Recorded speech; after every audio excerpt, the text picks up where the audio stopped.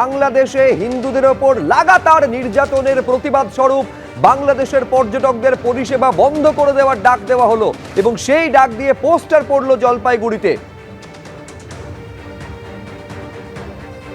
বাংলাদেশে ইসকন সন্ন্যাসীকে বেআইনিভাবে গ্রেপ্তার, ভারতের পতাকাকে অবমাননা করা এবং গত পরশুদিন রাতে বাংলাদেশের নীলফামারী জেলায় হিন্দুদের বাড়িতে আগুনের ঘটনার প্রতিবাদে আমরা দেখতে পাচ্ছি শহরের বিভিন্ন এলাকায় কিন্তু পর্যটকের সংস্থার তরফ থেকে কিন্তু তারা কিন্তু ভিসা সার্ভিস পুরোপুরি বন্ধ করে দিল।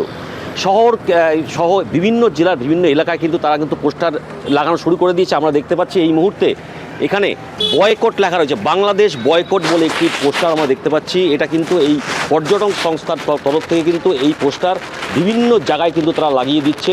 কোনো রকম ভিসা সার্ভিস তারা কিন্তু করতে দেবেন না বলে তারা পরিষ্কারভাবে জানাচ্ছেন।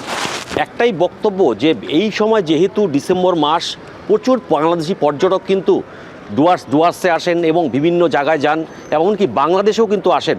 এরকম কিন্তু আমরা জানতে পারলাম যে গত আগামী 21শে ফেব্রুয়ারি বাংলাদেশের ভাষা দিবস রয়েছে। জলপাইগুড়ি থেকে প্রায় 20 থেকে 25 জনের একটি দল তারা কিন্তু বাংলাদেশের জন্য তারা অ্যাপ্লাই করেছিল। আজ দেখলাম এই পর্যটন সংস্থার পক্ষ থেকে তারা কিন্তু ভিসা এবং তাদের টাকা যেটা জমা করেছিল সেটা কিন্তু তারা ফেরত দিয়ে দিল।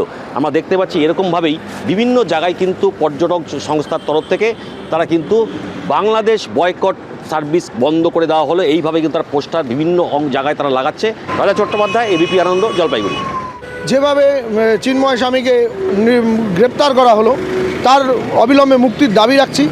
এবং আপনারা জানেন 54 কিলোমিটার দূরে চিলাহাটি, সেখানে 2-3 দিন আগে আপনার বাড়িঘর জ্বালিয়ে দেওয়া হয়েছে, সেখানকার মানুষের ওপর নির্মম অত্যাচার করা হচ্ছে, দোকানঘর পুড়িয়ে দেওয়া হয়েছে। তো যে দেশ আতিথেয়তার রাখেনি সেই দেশে আমার দেশের নাগরিককে পাঠানোতে আমি বিরোধ করেছি। এবং সেই সাথে ভিসা সার্ভিস যতদিন পর্যন্ত না এই বাংলাদেশ সরকার নিঃশর্ত ক্ষমা চাইবে, যে যারা দেশের পতাকাকে অবমাননা করেছে তারা যতদিন পর্যন্ত ক্ষমা চাইবে ততদিন পর্যন্ত আমি বাংলাদেশে ট্যুরিস্ট পাঠাচ্ছি না। আজকে আমাদের পশ্চিমবঙ্গে আমরা যদি আলু আর পেঁয়াজ বন্ধ করে দিই তাহলে বাংলাদেশের কি দুরবস্থা হবে। তারা আজকে হুমকি দিচ্ছেন আজকে ভারতবর্ষকে।